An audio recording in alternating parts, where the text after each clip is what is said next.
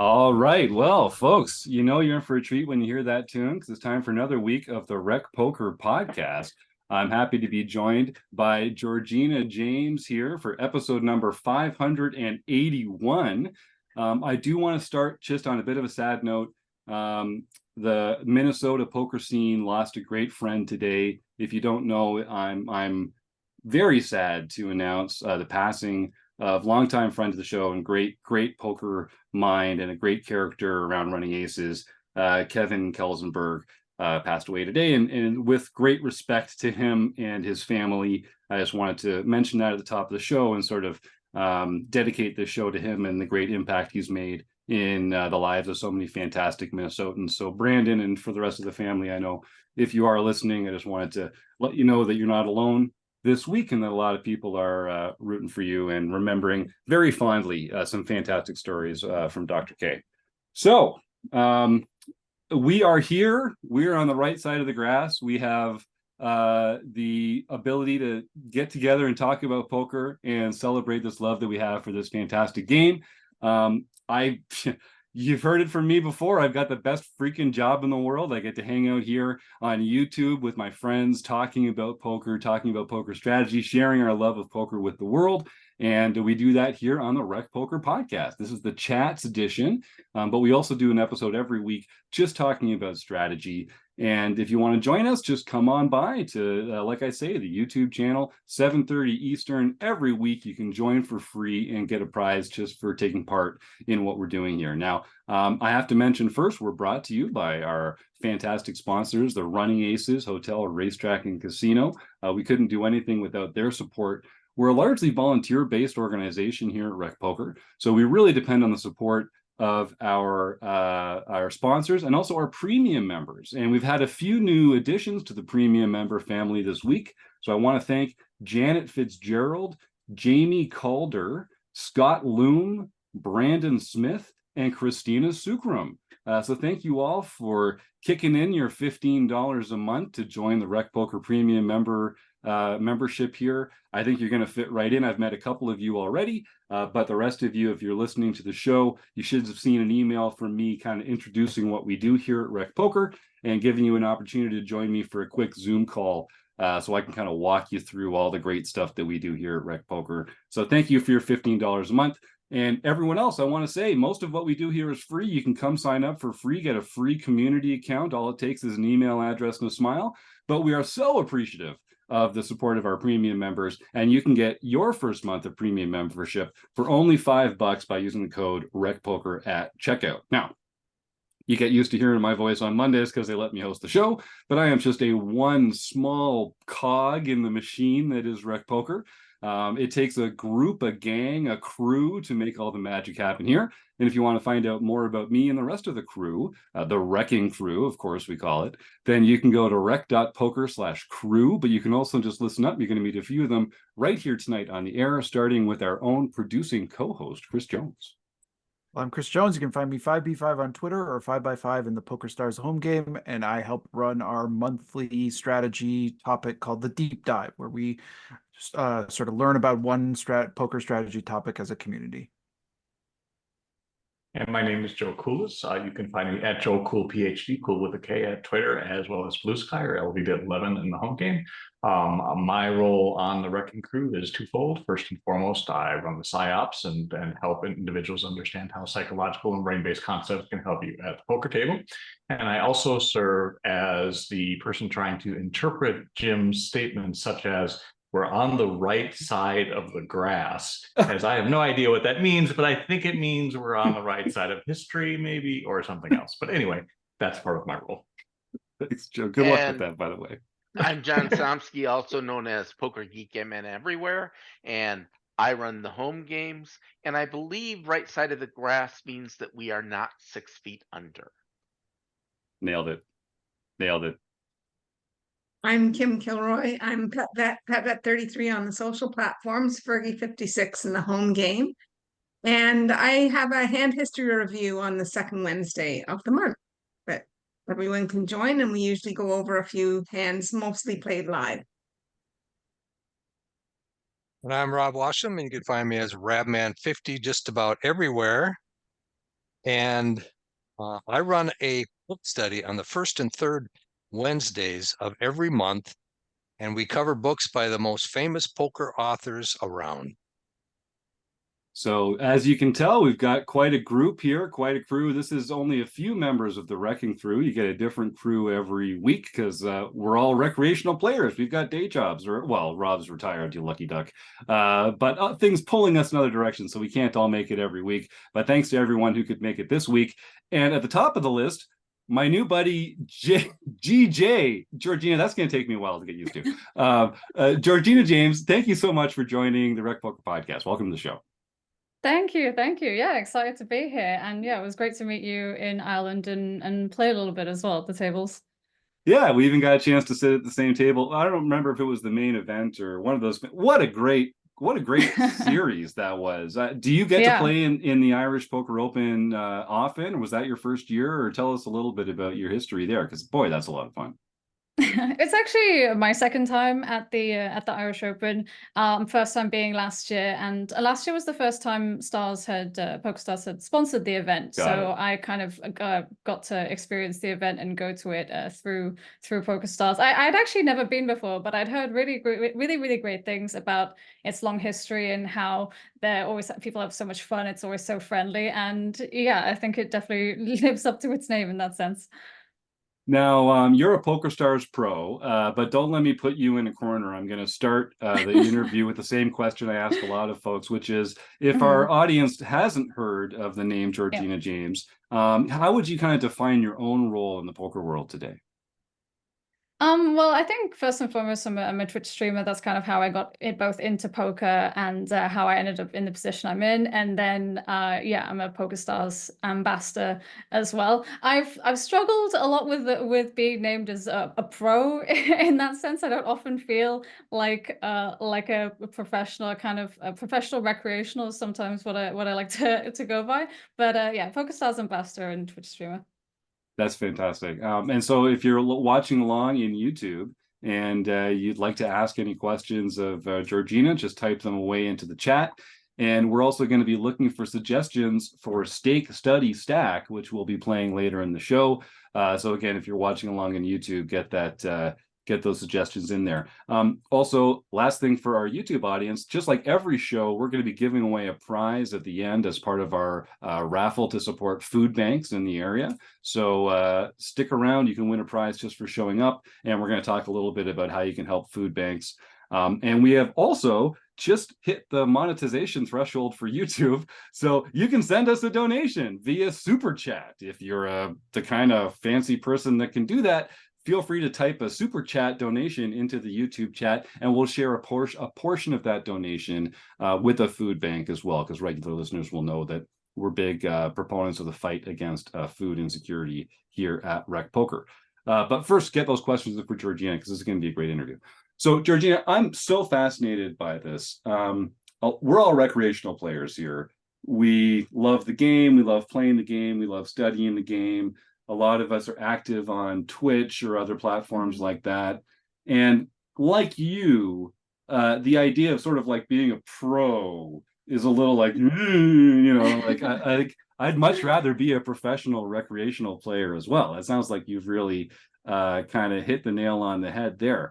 Can you tell us a little bit about what the journey was like for you? You started gaining notoriety and popularity on Twitch, but then someone like PokerStars comes along and says, "Hey, let's make this real." What's that like? Very surreal, especially at that time. So I first started streaming on Twitch just because I watched a lot of poker. I actually didn't really play that much. I watched a lot of Finton and Spraggy and the EPT streams that PokerStars were doing. So that's kind of how I first got in, got heavily involved in poker. And then I started streaming as part of one of these streaming competitions that you've probably seen a few of over the years now. But yeah, PokerStars was hosting this with Run It Up. And the prize being a platinum pass to the very first PSPC in the Bahamas. And I just decided to give it a go, see what would happen. And I didn't win the competition in any way, but I kind of fell in love with streaming, and I never played so much poker before as I did when I started the streaming challenge. And just trying to get the hours in to, you know, build the community and the audience. And it was a pretty quick turnaround. So I started streaming in July 2018, and PokerStars got in touch with me around February, March 2019. And then in May that year, that I was like officially announced as part of the Wow. team. So I've pretty much I'm very embedded in PokerStars. I've kind of been with them for nearly my entire career now, and it was very surreal. And I was working a full-time job at the time. I worked in business improvement, just like a regular office job sort of thing. And I didn't leave that job till February 2020. So kind of did the whole streaming PokerStars thing whilst working the day job for a little while. And then and then eventually kind of got to a point where I was really enjoying the streaming and the poker, and obviously the opportunities that PokerStars were giving me. And trying to focus on that, like all my free time, all my holiday that I took that year from work, all the days off leave that I took off work, like my weekends, I did poker and PokerStars. So I didn't like take any leave for myself that year, and it all kind of got too much to manage both. So I ended up at a turning point, and I ended up choosing to try doing this streaming thing full time, I guess. Yeah, and I mean, it seems to have worked out. It looks great on you. You know, now several years later, it feels like you've been doing it forever. Yeah. So, and you tell me if this is not something you're supposed to be talking about, or it's behind the curtain or anything like that. But like, Sure. what's like when PokerStars comes up and says, "Hey, you've been making noise on Twitch. We'd like to make you an ambassador." Like, what does that conversation look like? Are you like negotiating what, like payment for stuff? Do they have expectations for what you're gonna spend your time on, or can't talk about, or stuff like that? Let us in a little bit behind the curtain there. Yeah, so it's kind of changed sort of over the years. So my first initial contract was only for 2 years. I've been with Stars for like 5 years now. And actually, when PokerStars got in touch with me, it was actually Finton sent me a message on Discord that just said, "Hey GJ, can I have an email address? My boss wants to speak to you." And that was it. Just a message from Finton on Discord. I was like, okay.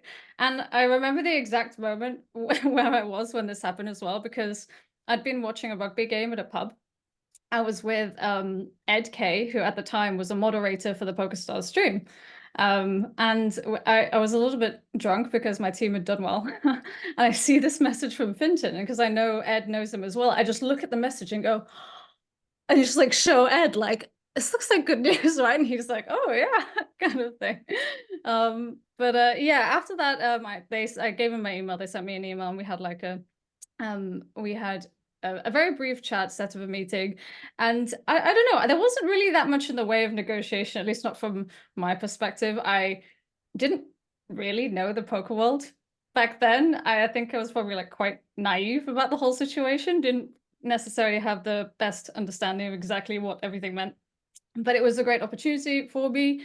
I was offered like a salary essentially, to you know, do the role, and then like you say, like certain commitments and this, that, and the other, or expectations. At the time, they basically couldn't really ask too much of me because I worked a full-time job. Right. And and they were very aware of that. And I think from a sort of social responsibility kind of perspective, they're not really allowed to tell me to quit for poker.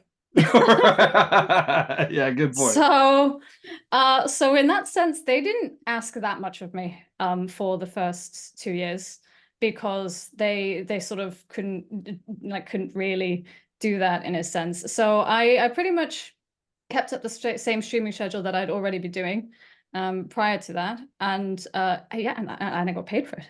That's amazing.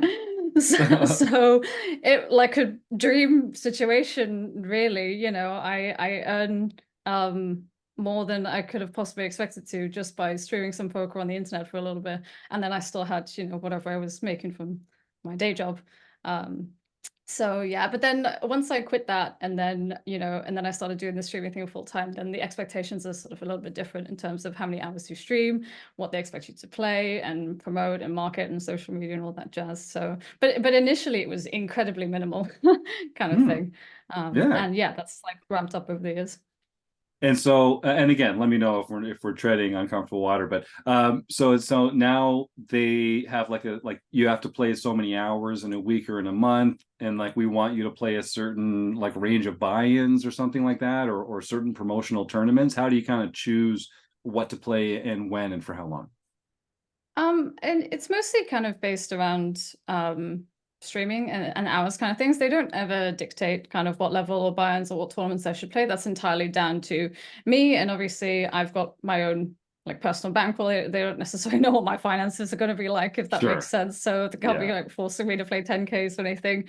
So yeah, in that sense, yeah, I kind of pick my own times and schedule. I stream as like, you know, the hours that I need to stream. And the thing is, they're pretty good with kind of trusting us to just know that we're going to get the job, like do the job that we should be doing, if that makes sense, you know.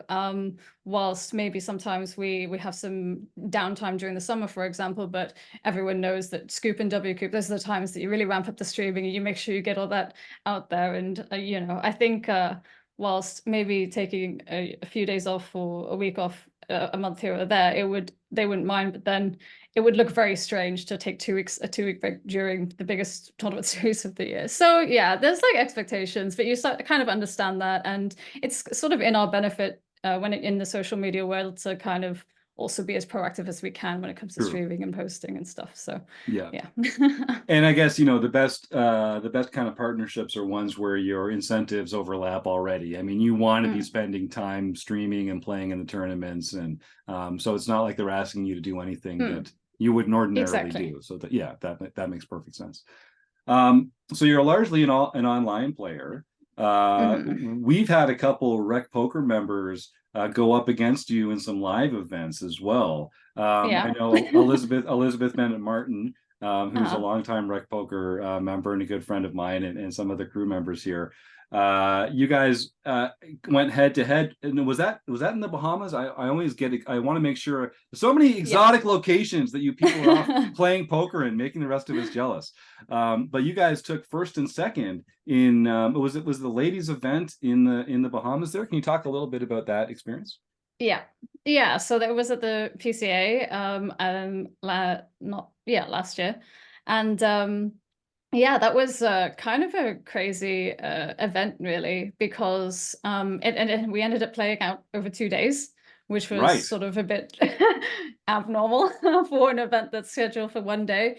It just ran on till the super early hours, and there's like an official cutoff time, basically. Like they're not allowed to, you know, whether it's regulations or not, they weren't supposed to let people continue playing after a certain time. So yeah, then we sort of ended up stopping for play and then rescheduling to come back the next day. The only thing is, the next day was day one of the PSPC, the big 25K tournament. So then you had the 25K tournament, and then because I had a platinum pass, so I was playing that day. And then we had to schedule it for after day one of that ended.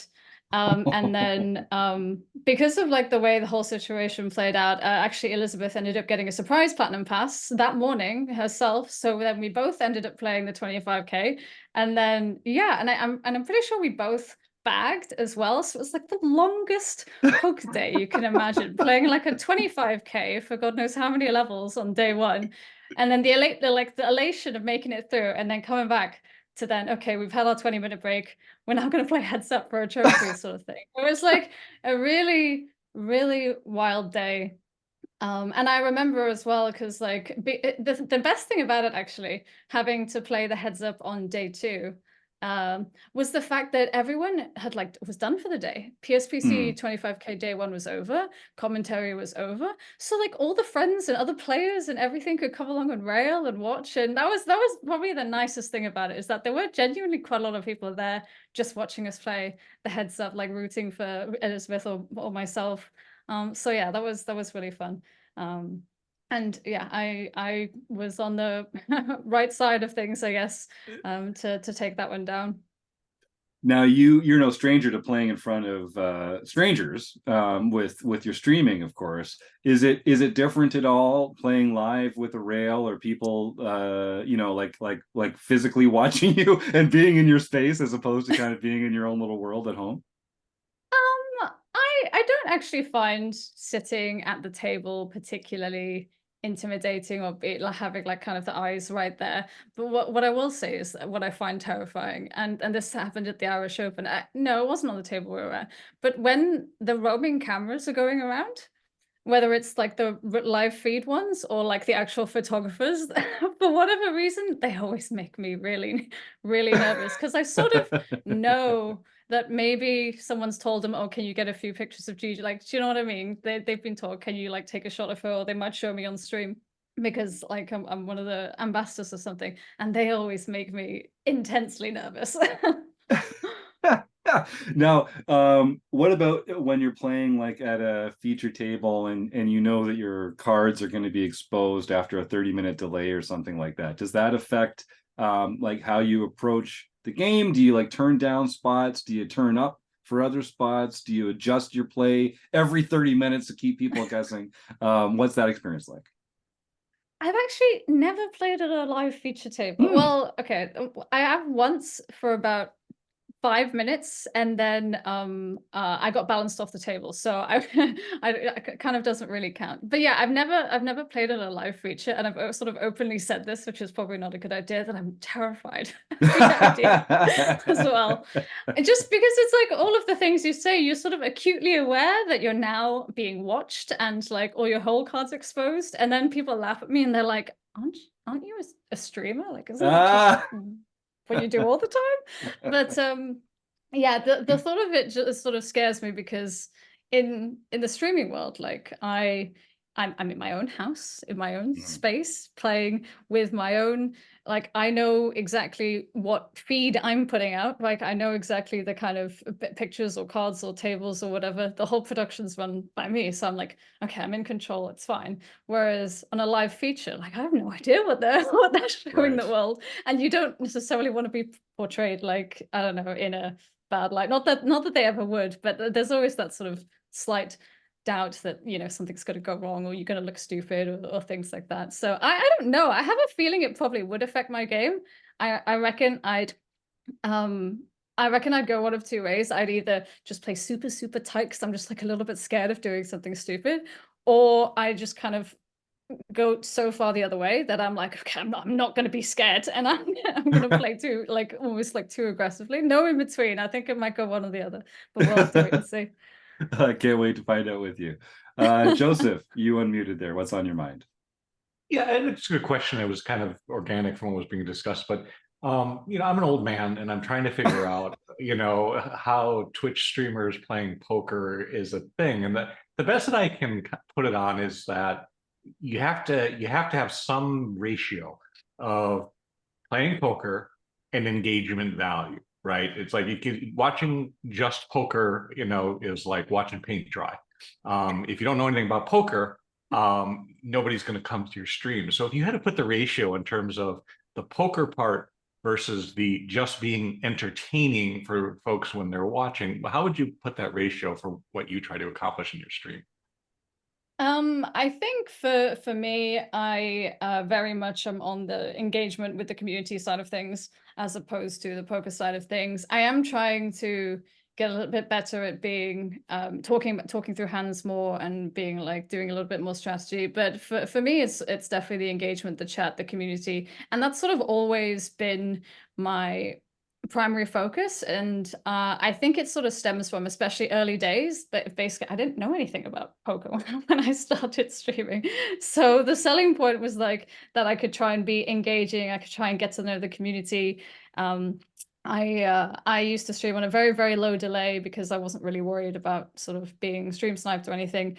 And yeah, we just had like really, really good chat. And I think one of the things that sort of drew people in initially was the fact that all the stakes that I was playing was very small. It was sort of relatable, and like kind of everyone didn't really know what was going on. So you're all sort of working through it together. But yeah, I think my stream is far more focused on the engagement side of things than the poker. Sometimes I do try to like talk a little bit of strategy here and there. Yeah, sometimes it works out, sometimes it doesn't. But yeah, that's what I would say. So if you value the engagement side, and the psychologist in me wonders, well, how do you deal with the people that believe that the engagement has led to a very specific personal relationship with you, and that they're coming on to talk to you daily about things that maybe could be with someone else?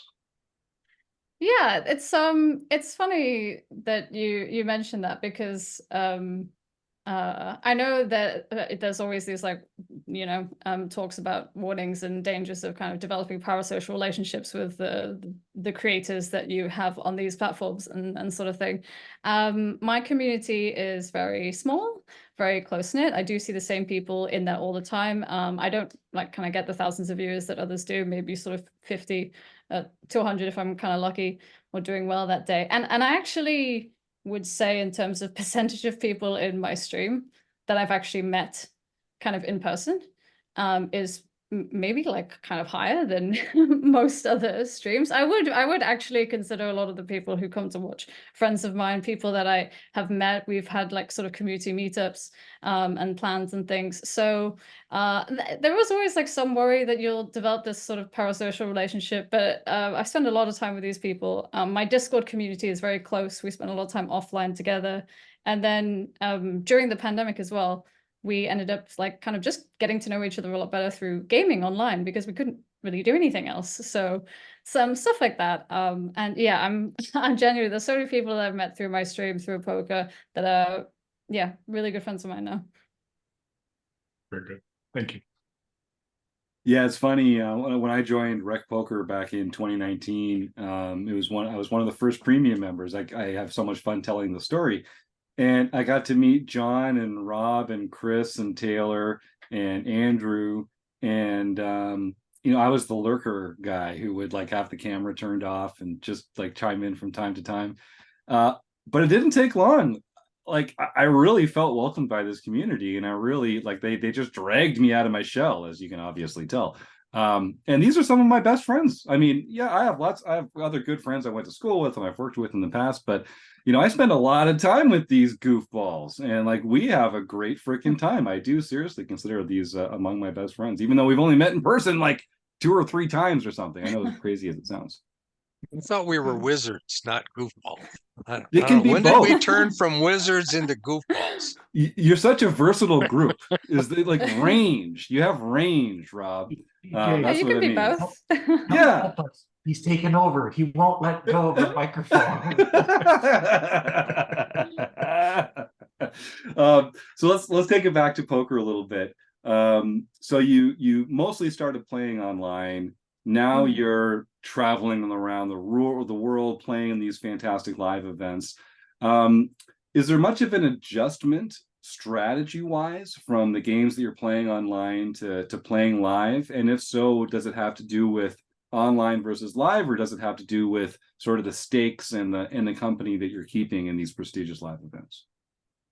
I think there's sort of an adjustment sometimes in terms of how I play, but I think a lot of that is to do with either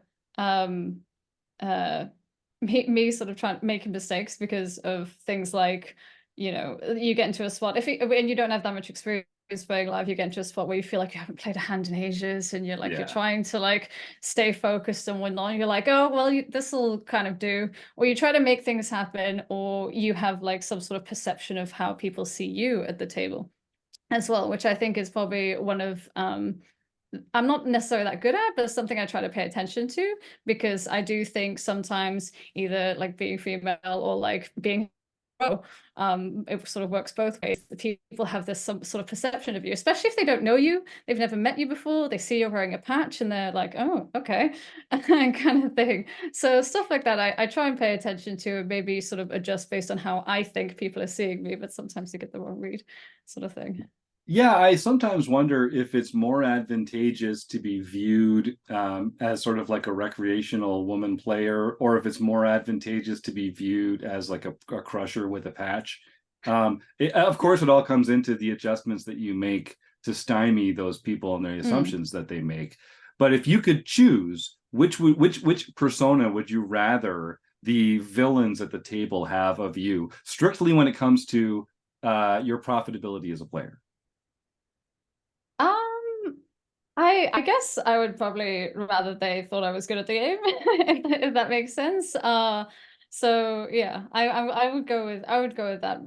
That I would think I would prefer them to sort of think I was kind of good at the game, and then you can sort of, because I think you can take advantage of it both ways. Like if people think that you're recreational but you're actually better, then you can sort of I don't know, like outplay them unexpectedly, sort of thing. But I think if they think you have a reputation as being a really top pro, then they might be a little bit more intimidated or be a little bit, more careful around you. So yeah. Yeah, I've been thinking about this a lot because people ask me, because I'm kind of in that middle ground where I'm a pretty experienced for a recreational player, but I'm not near pro territory. And so I can kind of play it in both directions. And I do think, when people think that you're somebody, they're just less likely to tangle with you. They're gonna, give you more respect for the actions that you take. I do think that's the side to be on. Try and project the crusher, and that makes a lot of sense. Have you ever experimented with wearing a sports jacket? Because I find I get about 20% more folds with the sports coat than without. We have a team working on this, but I'd encourage you to try it. 20% more folds. That's a lot. That makes a big difference. Sure, right. The sports jacket, I'll make a note of that one. I don't think I have that in my regular wardrobe, but it might be something to add. Be a good investment. That's an investment piece right there. We're getting some comments in the YouTube chat, so you've got some fans here already. Rafa SLB, Hino 3. I'm not sure which one, how they pronounce that, but you got some fans here already. Stuart Carriage asks, you did amazing in Brazil. Do you study mixed games? I love mixed games, and that was kind of the main reason I went out to Brazil for the BSOP there. And it's been something that I've been focusing a lot more of in the last year in terms of like trying to study, trying to play more, and trying to get better at them. So yeah, I do try to study mixed games and play them as much as I can, especially live, because you don't always get to play live mixed that often, at least not kind of here in UK, EU sort of thing. I think it's a bit more prevalent maybe where you are, or in the US. But yeah, no, I love them, and I would love to see more people getting involved and playing them too. Yeah, well, I think they're definitely more fun, and I feel like they're kind of the future of the game. It'll be a lot harder to solve the variety of mixed games out there as compared to No Limit Hold'em, which people are kind of getting a handle on already. So yeah, Hino 3 wants to know, is this the Georgina James, best female poker player in the Bahamas, Brazil, Norway, and WSOP winner? Wow, yeah, exactly. That's why we're rolling out the red carpet. Yeah, Eno's so I posted this in my Discord community, and like Rapper and Eno and folks are all tuning in from there, so it's very cool. It's nice to see you guys. Glad to have you here. And here, welcome to the stream, guys. Thanks for coming. I think you'll have fun here on our YouTube channel.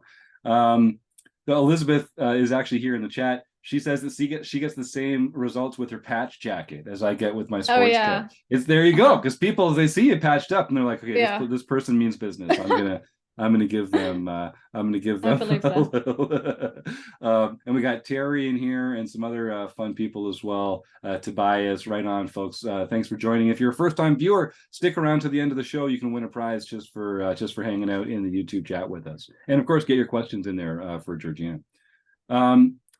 So we'll talk a bit about sort of like adjustments from online to live. You also play in a lot of different kind of player pools, whether you're out, promoting PokerStars or playing in your own feed.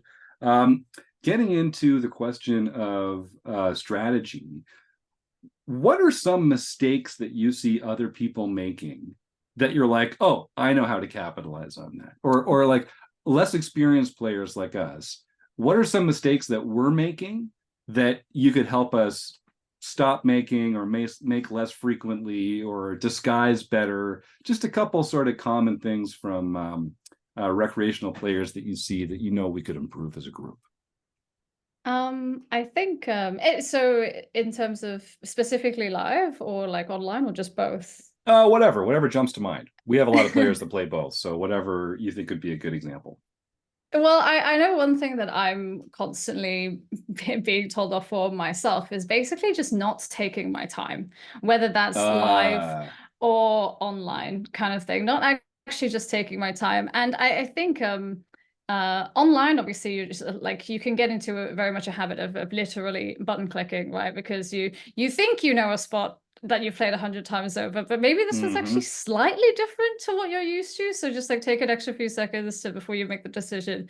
And I think live as well, some people get conscious of taking too much time because, you know, you don't want to be the slow player, the one that's like, you know, slowing up the game or like kind of making it, you know, not fun for other people. But at the same time, you know, acting too quickly means you just get less time to think. You don't actually take the time to think through your decisions, and you might not be kind of making the best play that you could in that scenario. So I know that's one I'm definitely guilty for, and I think people kind of snap throwing their chips in, or like snap clicking a button just because they think they know that's what they're meant to do is something that a lot of people could work on, because you just take an extra 10 seconds just to be like, okay, so you know, what's my range? What's their range? What hands could they possibly have? What am I aiming to do with my bet? Even like instead of just throwing chips out, like am I value betting right? Am I trying to bluff right now? Or am I just throwing in a random number of chips because that's what I felt like I was supposed to do, sort of thing. So yeah, I think taking your time is definitely one of the big ones. Yeah, and I think a lot of the time people just kind of having to be aware of your tendencies, like in terms of maybe things like oversee betting too much, because a lot of people love to see bet, right? And maybe, you know, doing it on every single board and every single texture, no matter what your cards are, might be a bit too much, and then trying to capitalize on either noticing that you're doing it too much and adjusting, or maybe seeing someone else doing that too much and then taking advantage, maybe like raising with your best hands that you have in that situation as well. Yep, those are great ones. I know I suffer from that mistake of just acting too quickly myself. Rob tells me all the time, just take your hand off the mouse. Like just make yourself go through that process. Take your hand off the mouse, give yourself that extra 10 seconds. And I've added a step myself, which is I visualize having taken my action. And then I get to sort of like, oh wait, is this gonna be one of those things where like I take my action and immediately think, oh, God, why did I do that? I was so dumb. Honestly, visualizing it does kind of help me maybe catch that in advance, but you can't do it if you don't take that extra time. That's a great tip. Take that extra time. So we've got the YouTube chat is blowing up here. Tobias, Terry, Robin, Alex. Alex Chang has a great tip. Says the mistakes that others make that you capitalize on is they sit at the same table as you. I'm like, right, yeah, I wouldn't advise that either, Alex. I made that mistake in Ireland. I don't think we really went toe to toe that much, but you definitely know what you're doing at the table, and I'd rather sit at another table, frankly. Now I'm sure the company is excellent, but I don't want to be anywhere near the most skilled people in the room. Yeah, Alex is sort of referencing when I was in Bratislava just before Ireland, playing a bunch of mixed games, actually mixed live, and I came and sat down at his table. He was on my left, and he I guess didn't survive too much longer after I joined. There was one hand in particular that we played against each other, where we were on the 7th Street, and he just sort of looks at me, and I'm looking at him because we're friends, like I know each other quite well, and then he just starts, and then I just start laughing because I could just kind of see the look on his face that it was like, you're not winning this hand, are you, kind of thing. And then he said out loud that he was thinking about bluffing, but there's just no point, so just kind of folds his hand in that way. So yeah, Fun times.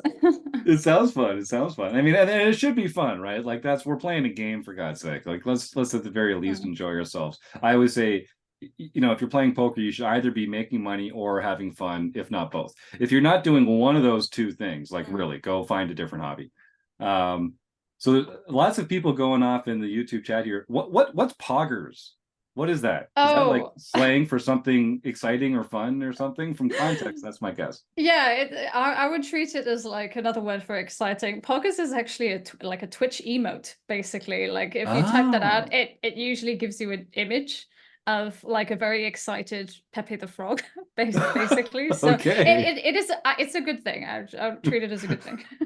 All right, there you go. Well, it's all over the YouTube chat now, so that's fantastic. There's some questions in here about learning mixed games. It feels like I'm being set up for a joke here. I'm just going to answer it authentically. So come to the RecPoker YouTube channel. We love mixed games here. We have a different podcast every month telling you how to play a different mixed game. We play mixed games in our home game club. There's a player of the year points race. We do practice mixed games so people can just try different mixed games out in our free Play Money home game club. We talk about it all the time, but they're encouraging me to ask where to go to learn mixed games as though there's some like answer that they already know is coming. What am I missing, Georgina? What's happening here? Yeah, I guess there's like a lot of because my community is so close, so we sort of all know each other, and I'm pretty sure I recognize every single name in the chat you mentioned, kind of thing. They're all sort of pointing in one direction, which is it's a BBZ Poker is like a poker site where people can learn and study.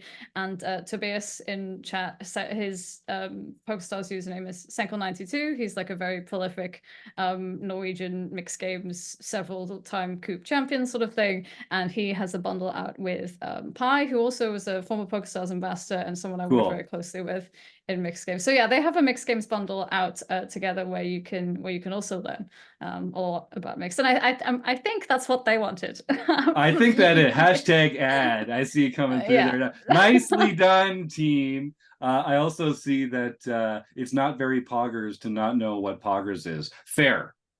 I mean, we're all expanding our horizons. We're all just growing as people here on the RecPoker podcast. I learned something new today. And yeah, Alex, that's right. You can just, I mean, all respect to these fantastic mixed games players. Come get a primer for free over here at RecPoker first, and then go, dip into the deeper waters of the Twitch group. That sounds fantastic. Because yes, there's a bundle. Apparently, there's a bundle out there. Tobias is going to be more than happy to help some people out. So that's great. So what has changed about your role as an ambassador? Now, I know you already mentioned now that you don't have a daytime job anymore, you're doing more, but as your reach in the poker world has expanded, is anything new about your day-to-day or your week-to-week life that wasn't the case just a couple of years ago?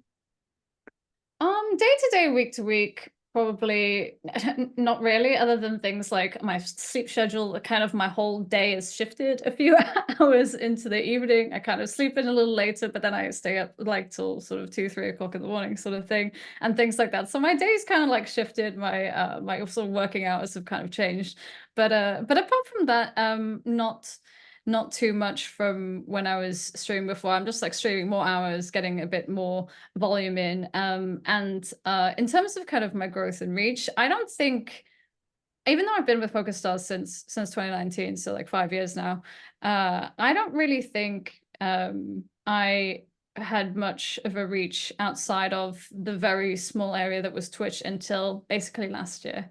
I had a very, very good year last year, and it was the first time that I got to travel a lot, and I ended up meeting so many people, going to all these live stops, with, live poker really making a big return post-pandemic and PokerStars putting on all these events. It was just a really crazy opportunity, and then sort of having a good live year, I think really made a difference to how I was like perceived as a player, how many people actually knew me or were aware of me at the time.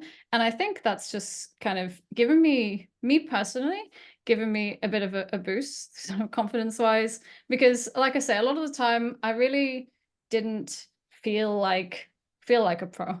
even though so many people associated me with the term, and I sort of had it on myself to try and actually almost live up to the name now. I think I'm in a position where, okay, I had a good year, and when I first started, I was very naive. I didn't know the industry at all. I didn't know any people. I lived in a very small world of the internet, poker, Twitch.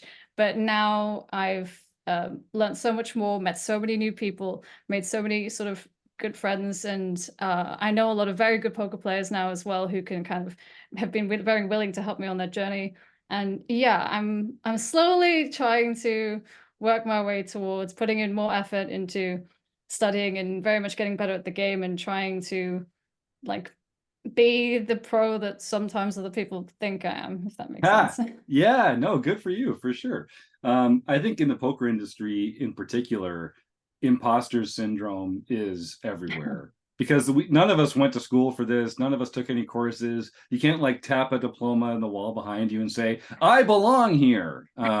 It's really just, you know, we do what we love and people like it, and that's how it works. But is it a problem that to sort of have credentials in the poker world, you have to like win a big tournament? Because like that's so results based, and we talk about how results based is not how we should be approaching approaching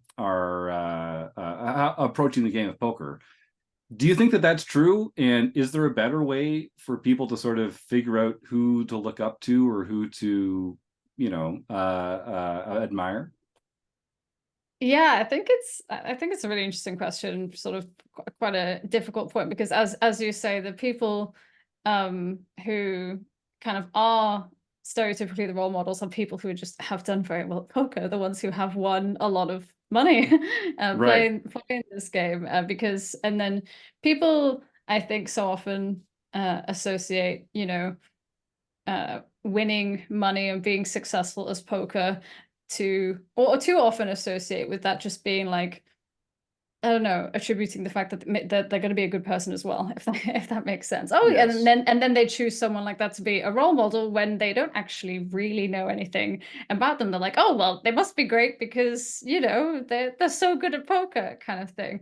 And there probably is a better way to sort of choose poker role models, to have people as ambassadors. But I think it's very hard because the people who are very good at being ambassadors for their game, who aren't necessarily winning millions all the time, they just don't get the exposure or the promotion like these like a lot of these pros do. So yeah, I think it's very, very hard. I wish there was a way that you could I don't know, promote more like a wider variety of people in that sense, and just the folks who are doing great things locally for their small communities, like these, like what you're doing here at RecPoker as well. Like you guys are doing such an awesome job with volunteering for this site, and you're working so hard, and you have a great community, and you're in many ways like you're all going to be like very, very good ambassadors for the game, even if you know might not have won millions yourselves, kind of thing. So yeah, I think like championing communities like this, who you can tell like care a lot about the players, like care a lot about the people, their community, are very friendly and welcoming. That would be like a great way to go, I think. Well, shucks, geez, thank you so much for the kind words. Yeah, I mean, I agree with you. The people that love poker are the people that are going to grow the game. So it's just, but like you point out, like the people that are recognized are the ones that have had these high stakes success, and more power to them. But yeah, it's a tricky spot for the poker world. But I think, you know, people are trying to do the right thing in a lot of ways. And I really want to emphasize your point that being a good poker player doesn't necessarily make you a good role model. But that, you know, that's more of a human problem, I guess, than anything else out there. We're getting to the end of the formal interview portion of the podcast. In fact, we're already a few minutes over. Thank you so much for your time. We're gonna start. Well, actually, here, hold on. We have a soundboard now. It's very professional. Okay. So we have to officially mark the end of this section of the interview. Hold on. Okay. There you go. So that's nice. So now, Chris Jones, our producing co-host, is going to be taking everyone shaking their head in the YouTube chat. I love it. I love it. We're dorks here, but we have a good time doing it. Chris, I think it's time for Stake Study Stack. What do you have for Georgina James today? All right, GJ, you may have played a childhood game called Kiss, Marry, Kill. Well, we play Okay. Stake, Study, Stack here at Rec Poker. Okay. And I've been asking the chat for some help here. And we like to make this a really hard job for you and maybe create a little bit of like some back and forth with some of the people that you have to engage with. So I have picked 3 PokerStars ambassadors, and you have to pick one that you want to stake in a tournament or cash game, one that you want to learn from or study with, and then one that you just want to take all of their chips at the table. And your 3 names are Spraggy, Fenton, and Tonka P. Okay, so stake, study, and stack. I think I would study with Fenton. I think he's the out of those 3, I think he would be the one that I would kind of vibe with most when it comes to learning. Stake, I would go with Tonka. And then I'm sorry, Spraggy, but like chips just look too good on my side of the table, so we're gonna stack Spraggy at the table for sure. That's awesome. I love that segment so much. full points to Eric Jin, who unfortunately lives on the West Coast and cannot join us for this the time of this podcast every week. But it was his idea to start doing Stake, Study, Stack, and it's been so much fun. Eric, thank you so much for that, and for all your contributions here on the RECing Crew. All right. So we're going to end our interview with the speed round. We call it closing the action. But first, I just want to tell our listeners, once the interview is over, we're going to do a drawing, a raffle to see who's going to win an amazing prize. You can win a prize of a free month of training at Learn Pro Poker, Solve for Why, the Poker Forge. Oh God, why do I do this live on the air? PokerCoaching.com, Jacket Coaching, Red Chip, and coming up in May, Run It Once. So there's some fantastic training sites that work with Rec Poker members as part of our Learning with Partners program. And they have all given me permission to give away a free month of membership to help support our food bank raffle. So once we're finished with the episode, all that we ask you to do for now, folks, anyway, is just type the words food bank into the YouTube chat, and we're just going to draw a number and give away a prize based on the order in which people type the words food bank into the YouTube chat. And the reason that we do this for food banks is because no matter who you vote for, no matter what side of the political spectrum you're on, no matter who you pray to, I think we all agree that hungry people should have food. And it's a fantastic way to make the world a better place, to do a little with what you have where you are, is to donate to a local food bank. So if you pull out your smartphone right now and just Google food banks near me, you'll find an organization that can benefit from a few dollars from your pocket, a few hours of time volunteering out of your week, or a few non-perishable food items from your pantry. And it's a fantastic way to help folks in your own community.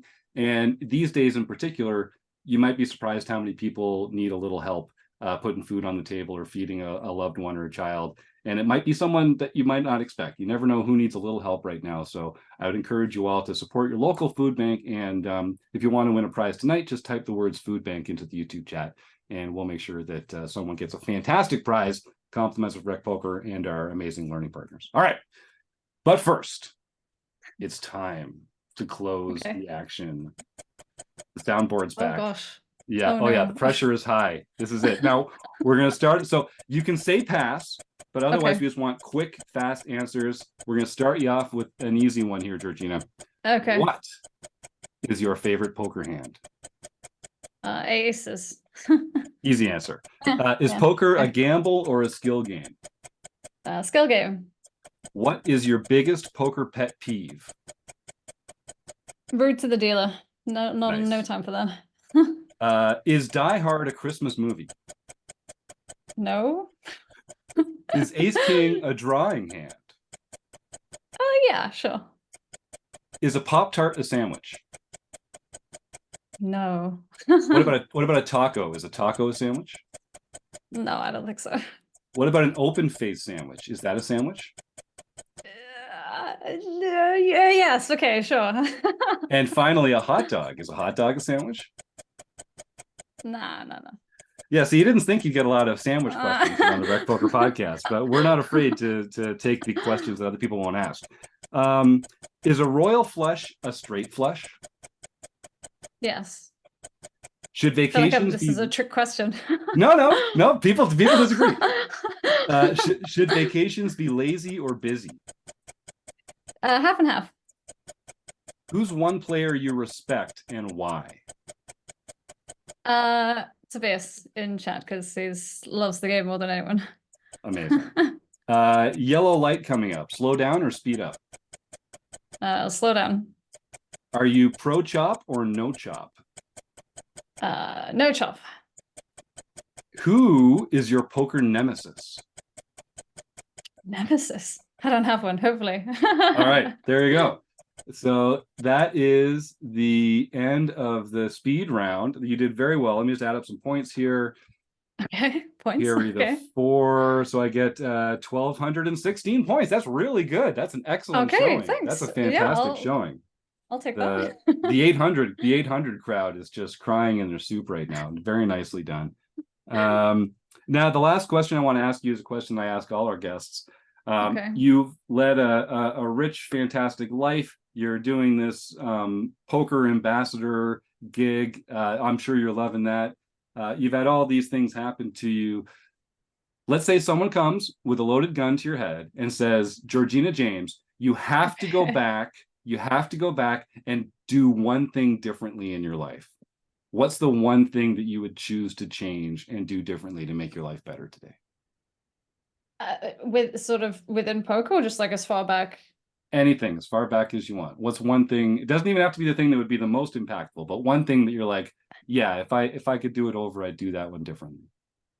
I think just keep better in touch with my friends from like a long time ago, sort of from childhood, because a lot of my circle now is like very much like the Pokeball and poker community, and I love them for that. But a lot of the friends that I had when I was younger or in school, I wasn't necessarily the best communicator or proactive communicator, so I don't like keep in touch with all those people now, which is a little bit sad, but it's sort of kind of how life ended up going for me. So I think if I could do one thing over, it would be to just be be more proactive, keep communicating, and like stay in touch with like some really old friends of mine.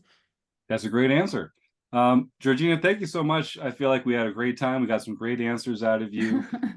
If folks want to, so 2 things. If folks want to say thanks or do something nice to you or for you to say thanks for coming on the show, is there like a newsletter they can subscribe to, the Twitch stream, sub on there? What's the one thing that people can do to sort of tip their hat and say thanks?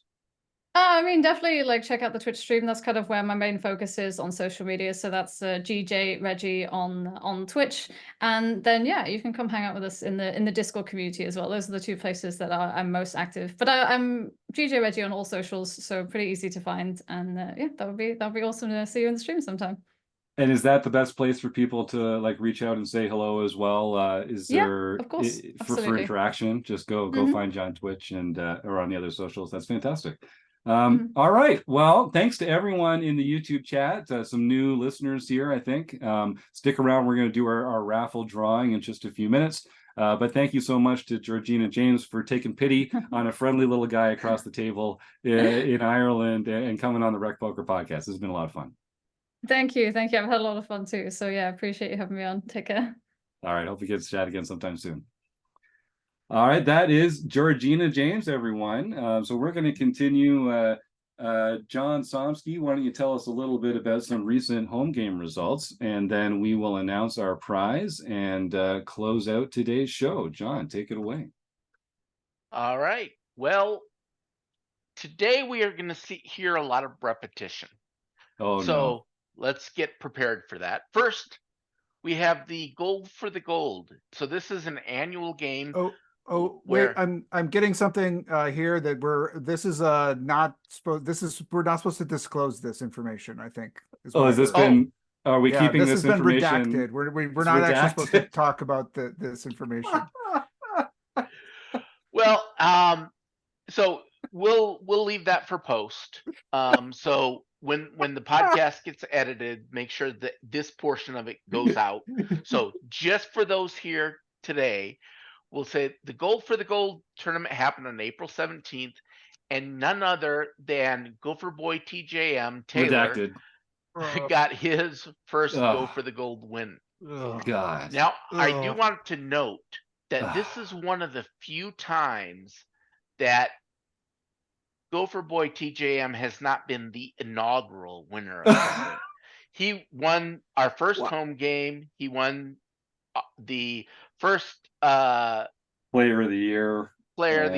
He won the first heads up tournament championship. Yeah, and so this might be known as like old news, basically, kind of at this point. Yeah, I'm kind of surprised. Why are we even still talking about it? Yeah, you know, obviously he's a has-been. We should really be celebrating Daniel Kennedy and the hero that he is, really, and just they just broke the mold after Daniel Kennedy. I mean, but you know, I guess it's kind of impressive to win an annual tournament made up only, and so the Go for the Gold tournament, just in case John didn't mention this, is made up of only people who have already won a silver pin. And the only way you can win a silver pin at Rec Poker is by winning a gold pin, a bronze pin, and then winning the next tournament of champions. So like, you have to beat a lot of killers to even just get invited to the Go for the Gold tournament. And unfortunately, there is one other way to win a silver pin. Oh, that's true. And that is to win 50 home games and make it into the Lifetime Achievement Award silver pin. Yes. Yeah. Very rare. Yeah, only one person has won a silver pin that way, and he also won one a different way. So that wasn't really his entry. I think two, actually, John, because didn't Kim Kilroy recently join the this is true, but Kim won a silver pin long before that. That's a good point. So she was already invited. But congratulations nonetheless. Yeah. Next we have a big deal. 1992, Brian DeHaven got his first nightly victory for the year. Nice. A really mad guy got his third nightly victory for the year. Apple o' my eye, Harold Berry got his first nightly victory for the year. And then Gopher Boy TJM Taylor. This was also on April 17th, the same night that the Go for the Gold tournament was taking place. He won the daily mixed event. And that was, you know, I was particularly affronted in that one. Mainly because I was the one playing him heads up. I haven't been able to even play in one of the TOCs for the longest time. So here he is going for the gold, and he won't even let me win this crummy tournament to make it into the TOC next month.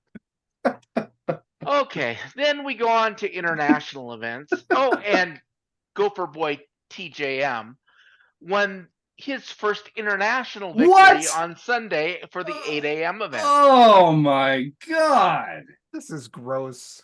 Yes, it is. I you know what? I'm just on behalf of everyone here at Rec Poker, to audience, I apologize. And to the rest of the Wrecking Crew, like, we're all going to have to work with this guy for the rest of the year. And if you thought he had a, you know, pretty full view of himself already, like, this is not going to contribute towards a positive working environment here at Rec Poker HQ. I just heard through the grapevine and a fairly reliable source that all of his doorways now have been extended to be 6 foot. That's in order wise. to encompass his head through fit that head in there. Yeah, exactly. That's going to be hard to do. Well earned, Taylor Moss. Congratulations. Now then, KB. Okay. Yeah, no. Whatever. We'll get to it later.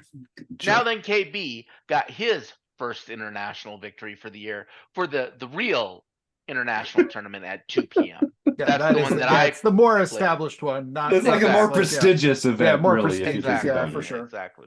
Yeah. Aussie 8 won the LPP event, so he can contact info@rec.poker for his free month at Learn Pro Poker. And thanks to all of the winners this week that were not Gopher Boy TJM. Yeah, the few of you that remain that were not Gopher Boy TJM, congratulations to them. And congratulations to Taylor. Taylor is one of the OGs here at RecPoker. He's very, very good at poker. We all know this.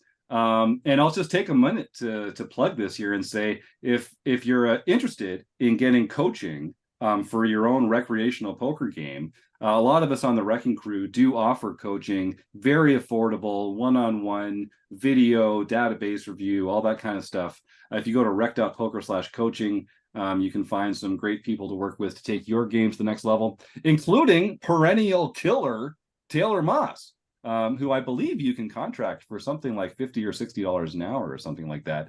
And listen, we like slagging the guy because he's a jerk, but he's really good at poker. And like he can help you get almost. I'll put a plug in for him because and I will deny I ever said any of this if this ever gets brought back. But I actually did that with him around mixed games because I just wanted to I've never played mixed games. I just wanted to understand, help me become even mildly competent at mixed games. And we had a great he heard this whole thing.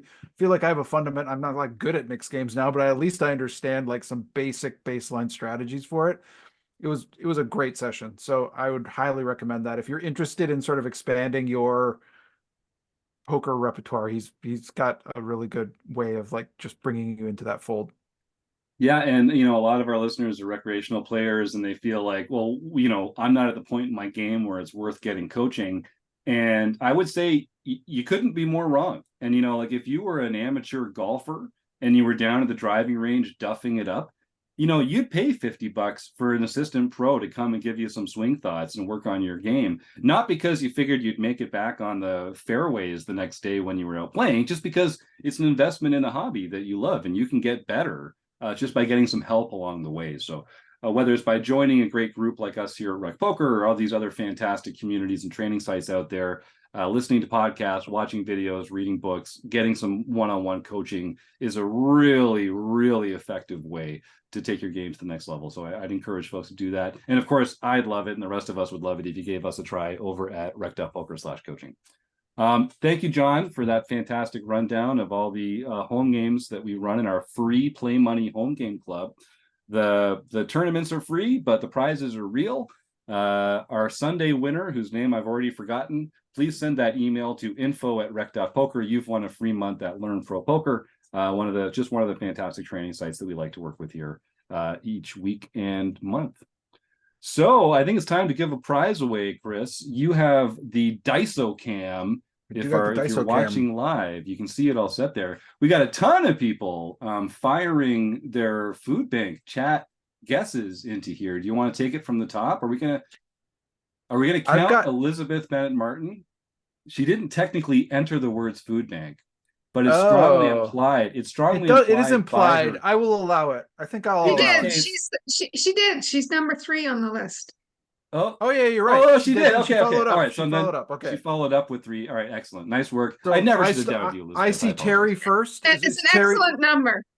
Yeah. Is Terry the first name you see?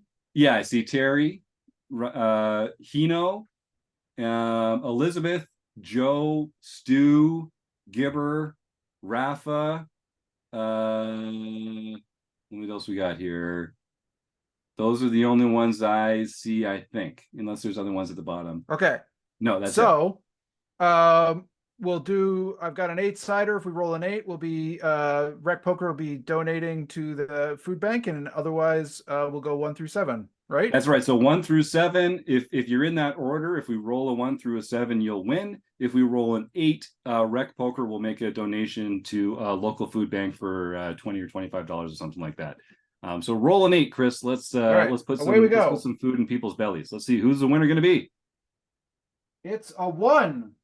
Oh, it's always a Terry. 1. It's always a 1. Wow. How does it always continue to be a 1?